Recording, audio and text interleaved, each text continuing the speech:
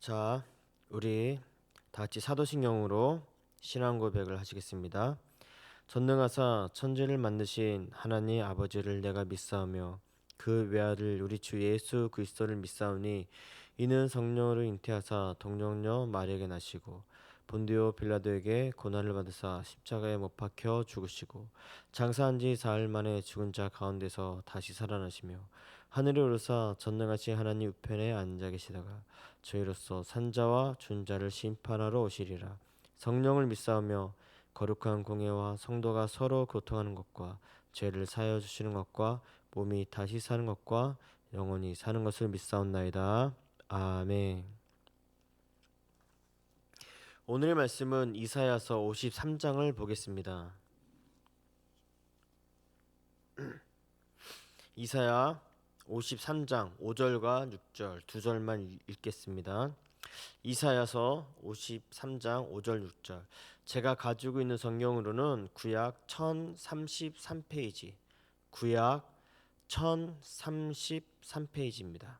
이사야서 53장 5절과 6절 두 절만 보겠습니다.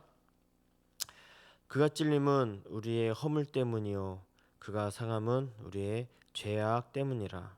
그가 징계를 받음으로 우리는 평안을 누리고 그가 채찍에 맞음으로 우리는 나음을 받았도다. 우리는 다 양 같아서 그릇 행하여 각기 제 길로 갔거늘 여호와께서는 우리 모두의 죄악을 그에게 담당시키셨도다. 아멘. 오늘의 주제는 나의 죄악 때문이다. 나의 죄악 때문이다. 이 장면은 예수님의 죽음을 예고하는 장면이죠. 아마 다들 아실 것입니다. 그가 찔림은 우리의 허물 때문이고 그가 상함은 우리의 죄악 때문이라. 그가 징계를 받음으로 우리는 평안을 누리고 그가 채찍에 맞음으로 우리는 나음을 받았도다. 이후에 신약에 가서 예수님이 오십니다. 오셔서 고난을 당하시고 결국 우리의 죄를 담당하십니다. 근데 예수님은 죄가 하나도 없으시다라고 우리는 그렇게 알고 있어요. 그 또한 예수님은 죄가 하나도 없는 분이시죠. 그런데도 불구하고 고난을 받는데 이 고난이 어떤 고난이냐면은 죄에 대한 고난이에요. 그냥 고난이 아니라 죄에 대한 고난을 받습니다. 죄가 하나도 없으신 그분이 죄의 고난을 받는다라는 것이죠. 그러면 그 죄는 대체 누구로부터 왔기에 그 죄에 대한 고난을 받고 있는가? 죄가 하나도 없으신 그 예수님이 왜 죄의 고난을 받을 수밖에 없는가에 대해서는 6절을 보면은 우리는 다 양 같아서 그릇 행하여 각기 제 길로 갔거늘 여호와께서는 우리 모두의 죄악을 그에게 담당시키셨도다. 우리가 가는 길은 바른 길은 아닙니다. 결코 바른 길은 아니에요. 각각의 길이 있고 근데 그 길을 어떻게 갔냐? 제 길로 갔대요. 각각 제 길로 간 길이죠. 여기서 주목해야 될 건요. 각기 제 길로 갔다. 각기 제 길로 갔다. 한 무리가 같은 길로 간 게 아니라 같은 죄악된 길로 간 것도 아니고 그런 길이 아니라 각각 그냥 다 따로따로 자기가 원하는 길, 자기가 원하는 길로 다 각자 알아서 갔다는 것이에요. 근데 그 길은 어떤 길이죠? 죄의 길입니다. 그 길은 죄의 길이죠. 하나의 죄의 길로 간 것도 아니에요. 단지 저 죄의 길, 저 죄악의 길을 다 같이 간 것도 아니에요. 죄의 길을 여러 모양으로, 여러 모습으로 다 뿔뿔이 흩어져서 갔다라는 것입니다. 여러 가지 죄악으로 갔다라는 것이죠. 각자의 죄의 길을 갔다는 것입니다. 각각 한 명의 한 명의 각각의 그 한 개인 개인의 그 죄악된 길로 갔다는 것이에요. 근데 하나님은 그런 각자가 간 그 길을 한데 모으십니다. 한데 모아서 우리의 모든 죄악을 그에게 담당시켰다. 이렇게 말씀하고 있습니다.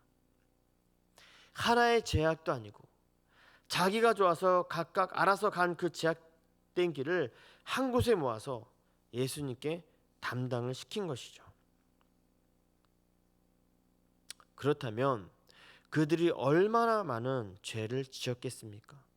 뿐만이 아니라 얼마나 여러 가지의 죄를 지었겠습니까? 각각 흩어져서 지은 죄들인데 말입니다. 그 수많은 죄악들, 각각의 여러 가지로 지었던 그 죄악들, 그 죄악들 때문에 예수님이 어떻게 됐냐라는 것이 우리가 읽었던 본문입니다. 우리의 죄악 때문에 예수님이 찔림을 당하시고 상함을 당하고 징계를 당하고 채찍에 맞은 것이죠. 바로 우리의 죄악 때문에. 누구요? 나 때문에 그렇습니다. 나 때문에. 나로 인해서 예수님이 그 모든 것을 다 당하셨다라는 것입니다. 누군가가 찔림을 당하고 상함을 당하고 징계를 당하고 채찍에 맞고 있었다는 것이에요. 누군가가. 우리가 성경에 읽을 때는 바로 예수님이 그렇게 당했다라고 나오는데 이거를 다른 것으로 한번 비추어 보기를 한번 바랍니다.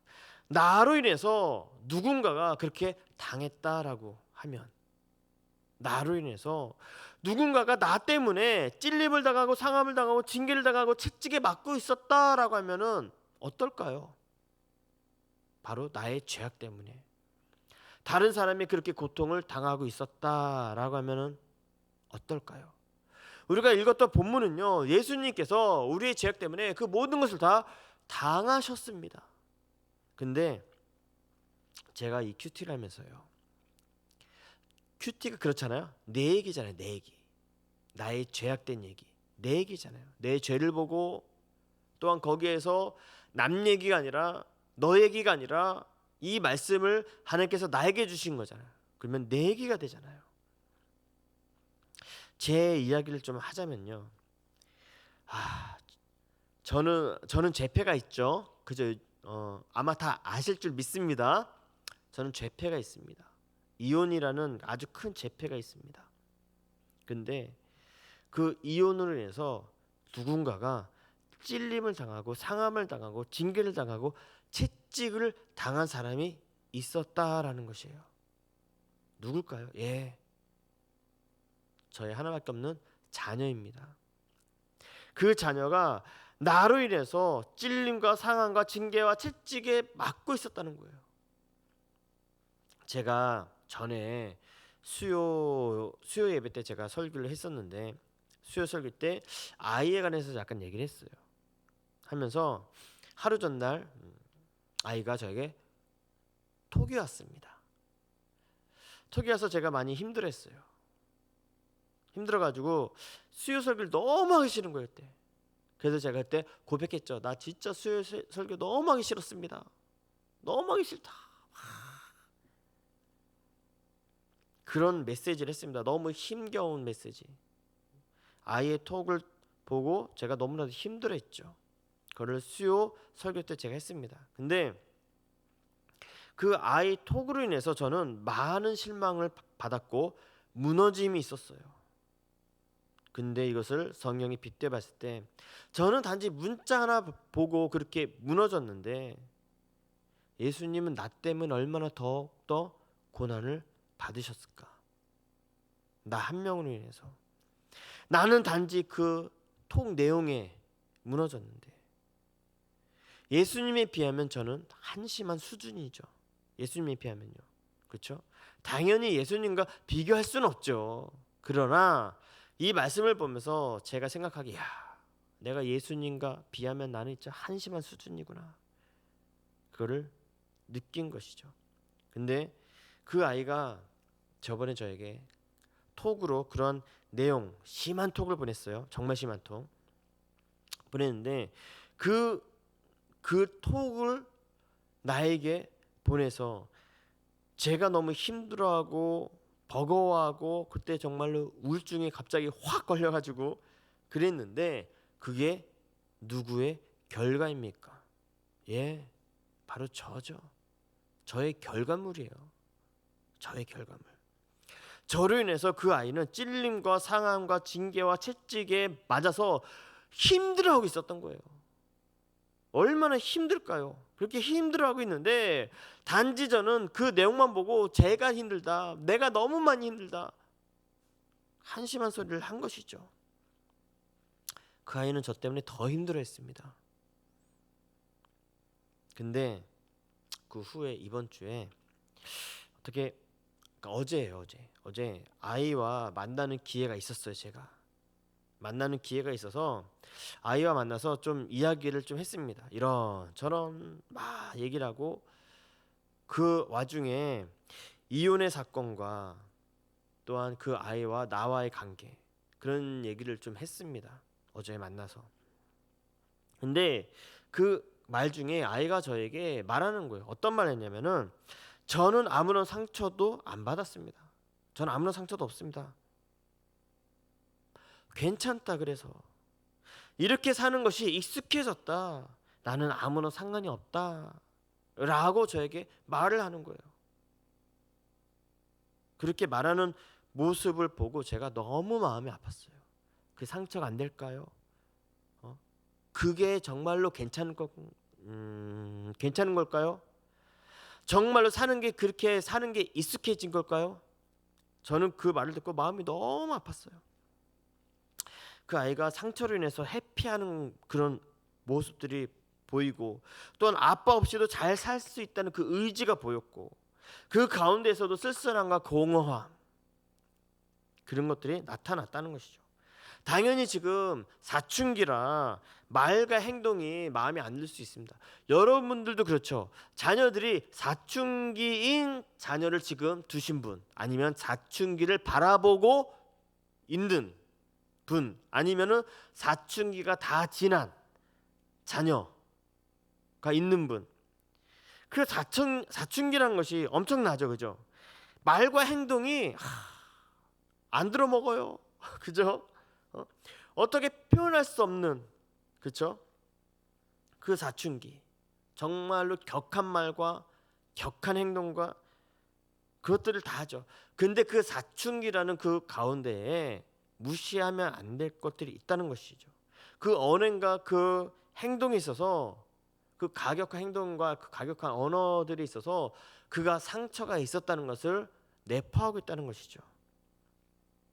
근데 그것이 누구 때문에 그렇습니까? 예, 그렇습니다. 저 때문에 그렇습니다. 저 때문에. 저로 인해서 그 아이가 그렇게 된 거예요. 바로 이것이 저의 죄악입니다. 저의 죄악이 그렇습니다. 저의 죄악으로 인해서 예수님은 무수한 고난을 당하셨습니다. 또한 무수한 수치를 당하셨습니다. 바로 저의 죄 때문에 예수님께서 그렇게 고난 당하신 거예요. 근데 이 말씀을 보니까 나의 죄로 인해서, 저의 죄로 인해서 이 아이가 고난을 당하고 상처를 받고 있었다는 것이에요. 7절과 8절을 보면요, 이런 내용이 있습니다. 예수님께서 도수장으로 끌려가는 어린 양과 털 깎는 자 앞에서 잠잠한 양같이 있었다고 해요. 잠잠하게, 죽으러 가는데 잠잠하게, 털을 깎는데 잠잠하게. 또한 곤욕과 신문을 당하고 끌려갔으나 그것이 마땅히 받아야 할 백성의 허물 때문이라고 그렇게 하십니다. 마땅히 내가 받아야 할 것이다, 그렇게 말씀하십니다. 이 말씀에서 저는 아이를 바라볼 때, 내가 진짜 할 말이 없구나, 저는 할 말 없는 죄인이구나 라는 것을 다시 한번 깨닫게 되었습니다. 털 깎는 자 앞에서 잠잠한 양같이, 예수님이 그랬다면 저 또한 그 아이 앞에서 잠잠해야 되겠구나, 이런 마음이 들었어요. 곤욕과 신문에 당하고 끌려가도 나로 인해서 그 아이의 상처받을 거를 생각하니까 마땅히 저도 그러한 결과물들을 받아야 되겠구나, 이런 생각이 들더라는 것입니다. 저는 아이 앞에서 할 말 없는 인생입니다. 그렇다면 여러분들은 어떻습니까? 나의 죄로 인해서 부모님이나 배우자 아니면은 자녀가 고통받고 있지 않습니까? 나로 인해서 바로 나의 죄악 때문에 그들이 찔림을 당하고 상함을 당하고 징계를 받고 채찍을 맞고 있다는 것을 혹시 알고 있습니까? 바로 나의 죄악 때문에. 제가 이 본문을요 큐티하면서 하나님이 저에게 죄악을 보여주셨어요. 그로 인해서 그 아이가 고통받고 있다는 것, 그것들을 저에게 보여주셨습니다. 그렇다면 이게 결과물이라면 저는 어떻게 잘 감당해야죠. 예수님도 백성들을 위해서 감당하셨는데, 심지어 예수님 죄도 없으셔요. 죄도 없으신 분이 그렇게 감당하셨는데, 죄가 이렇게 많은 제가 감당하지 못하면 어떡합니까? 잘 감당해야죠. 근데 죄가 많잖아요. 약하잖아요. 연약하잖아요. 사람이란 게 다 연약하고 힘이 없잖아요. 잘 감당해야 되는데, 그렇죠? 근데 저는 도망가고 싶고 회피하고 싶고 그런 심정들이 계속 든다는 것입니다. 바로 이것이 죄인입니다. 그런 생각들이 계속 드는 거예요. 이 모든 것이 감당하기 힘들고, 그러니 내가 아니야, 내가 안 그랬어, 이렇게 회피하는 거예요. 그러니 내 죄를 보는 것이 아니라 남의 죄를 더욱더 보는 것이죠. 또한 내 죄가 잘 보이는 것이 아니라 남의 죄가 더욱더 잘 보이는 것이죠. 그래서 이거는 엄마가 잘못한 거야, 엄마가 문제 있어, 엄마가 아이를 잘못 키웠어, 이렇게 간다는 것이죠. 근데 저의 죄악입니다. 처음에도 언급했듯이 저의 죄패를 말씀을 드렸습니다. 저의 죄패로 인해서 이런 결과가 드러난 것이죠. 저의 죄악 때문이죠. 우리들은 이렇게 생각합니다. 자녀들이 그럴 때마다 자녀의 핑계를 대고, 자녀가 나쁜 친구를 만나서 그래, 나쁜 친구와 사귀어서 그런 거야, 쟤는 원래 착했어, 근데 주위가 나쁜 애들밖에 안 보여, 학교가 문제 있는 거고, 선생님들이 문제 있는 거고, 교회가 문제 있는 거고. 근데 전작 본인 부모는 문제가 없어요. 부모가 문제가 없어요. 이걸 봤을 때요, 아이는 문제가 없고요, 아이 주변도요 문제가 없는 거예요. 그의 친구들도 문제가 없고요, 교회도 문제가 없고, 학교도 문제가 없는 거예요. 누가 문제가 있었냐면 부모가 문제가 있었다는 것입니다. 부모 때문에 그 아이가 힘들어하고 찔림을 당하고 수치를 당하고 고난을 당하고 그렇게 당하고 있었다는 거예요. 근데 누가 모르냐? 나만 몰라요, 나만. 제가 그랬습니다. 이건 아이 엄마의 문제야. 아이 엄마가 아이를 잘못 키워서 그래. 나만 몰라요, 나만. 근데 이건 저의 문제죠. 저의 죄패. 이혼이라는 그 죄패 때문에 그 아이가 그렇게 상함을 당하고 찔림을 당하고 채찍에 맞음으로 있었는데도 불구하고 저는 그것을 내 탓이 아니라 남 탓으로 돌리고 있었다라는 것입니다. 혹시 여러분들은 어떻습니까? 내 자녀를 바라봤을 때 아직도 나는 문제 없고, 학교가 문제 있는 것이고, 교회가 문제 있는 것이고, 그 주변에 있는 친구들이 문제 있는 것이라고 그렇게 생각을 하십니까? 제가 문제 있는 것입니다. 부모가 문제 있는 것입니다. 아이들이 문제 있는 게 아니었어요. 부모가 문제 있는 거예요. 부모가. 여러분들로 인해서 또한 저로 인해서 가족들이 힘들어하고 있습니다. 배우자가 나 때문에 고난을 당하고 있는 거예요. 배우자가 나 때문에 채찍을 맞고 있는 거예요. 나의 부모님이 나 때문에 힘들어하고 있는 거예요. 나의 자녀가 나 때문에 고난을 당하고 수치를 당하고, 원래 착했던 애가 점점 나쁘게 변해가는 거예요. 누구 때문에? 나 때문에요. 부모 때문에.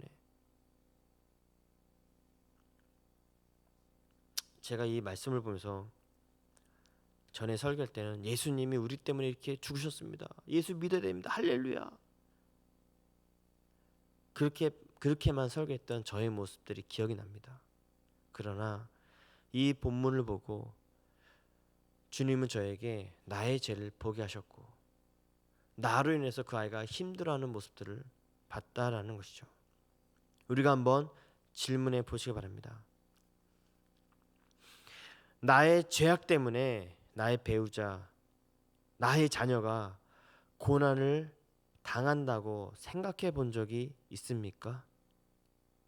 그렇다면요, 그들 앞에서 내 죄를 고백하고 그리고 그것들을 잘 감당을 해야 됩니다. 어제 저는 아이한테 제 죄를 고백을 했습니다. 다 내 탓이라고, 아빠 탓이라고, 미안하다고, 너에게 이런 상처를 주었다고. 주님께 돌아와서 해결을 해야 됩니다. 배우자, 나의 자녀들이 나에게 하는 말과 행동들은 다 나의 죄악의 결과물인 것입니다. 누구를 탓할 필요가 없는 거예요. 저의 결과물인 거예요. 잘 오픈하시고, 자녀들에게, 배우자에게 잘 오픈하시고, 미안하다고 용서를 구하시고, 나 때문에 힘들어했다고, 미안하다고 고백하시기 바랍니다. 제가 어저께 그런 고백을 했습니다. 다 같이 기도하겠습니다. 하나님, 예수님은 죄도 없으신데도 불구하고 십자가를 감당하셨습니다. 근데 저는 죄도 많은데 감당하기 싫다고 하면서 회피하려고만 했습니다. 이 모든 것이 나의 죄악 때문인데도 말인데, 하나님, 연약한 저를 불쌍히 여겨 주시옵소서. 저는 이렇게 연약하고 죄가 너무나도 많습니다. 저로 인해서 힘들어하는 그 아이 엄마, 근데 저는 나 때문이 아니라고 다 남 탓을 하면서 나는 잘했다고 그렇게만 알고 있었습니다. 너무나도 교만했습니다. 근데 말씀을 보니 주님은 저를 가리키면서 나의 죄악의 결과물이라고 하십니다. 하나님, 어제도 오픈했지만 제가 아이에 대해서 더욱더 나의 죄를 오픈하고 용서를 구하고 그 상처를 어루만질 수 있도록 도와주시고, 제가 연약한 인간이기 때문에 한계가 있습니다. 주님께서 어루만져 주시옵소서. 우리들이 남의 죄를 잘 보는 것이 아니라 나의 죄를 보면서 그들을 바라볼 수 있도록, 나의 가정들을 바라볼 수 있도록 하나님 도와주시고, 또한 고백함으로써 죄악들이 힘이 없어지고 더욱더 주님께 다가갈 수 있도록 우리들 붙잡아 주시옵소서. 감사하신 예수님의 이름으로 기도합니다. 아멘. 지금은 우리 주 예수 그리스도의 은혜와 하나님의 사랑과 성령의 교통하심이 지금 각자 자리에서 온라인으로 예배를 드리는 모든 자들에게, 또한 나의 죄악 때문에 나의 자녀들, 나의 배우자들이 힘들어하는, 또한 그것을 가지고 주님께 나와 회개하며 오픈하며 나오는 모든 자들에게 지금부터 영원까지 함께할 지어다. 아멘.